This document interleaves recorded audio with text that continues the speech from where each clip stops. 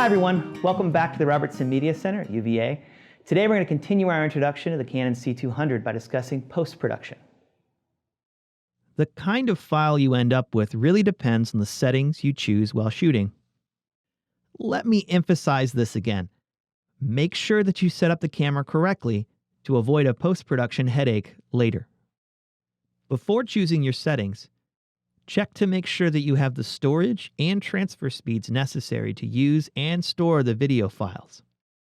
UHD and 4K have massive file sizes, which take time to transcode, render, upload, or transfer onto drives. For instance, this 1-minute video file in regular HD, which is 1080p, is over 330 megabytes. A 1-minute 4K video file could exceed 2 gigabytes, eating up a 128 gigabyte card in under an hour. On an SD card, you will be recording in MP4. MP4 files do not require additional processing and can be directly edited as is.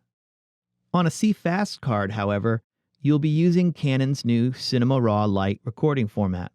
This is an amazingly flexible format with many stops of dynamic range in true Cine 4K. This means you get a raw file with a huge number of pixels and less noise. That's much more flexible for color correction and other effects in post. However, it will require some additional processing to edit these files. To select the recording format on the camera, go into the menu under Recording Media Setup. Here, you'll find Main Recording Format. Select RAW or MP4.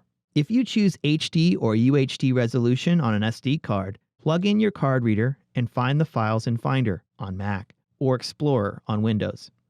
Copy the MP4 files to your desired location. These files should open in your editing software, such as Premiere, Final Cut, or even iMovie. Simply import them. Make sure you select the proper resolution for your project to match your footage. For example, for HD, I would select a 1080p sequence in Premiere. Don't mess with or rename the file structure on the card. This could cause issues reading the footage. Always copy it off the card first. For true 4K files, you will need to transcode the footage or create proxy files.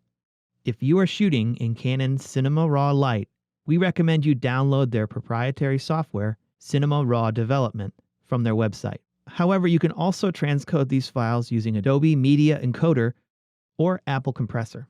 We strongly encourage you to watch Canon's video on transcoding, provided below, before recording in this format. If you'd like more details on the specific shooting modes, LUTs, transcoding, and Cinema Raw Lite, see Canon's instructional videos we've included below. Coming up next, we'll cover some do's and don'ts for this camera. Stay tuned.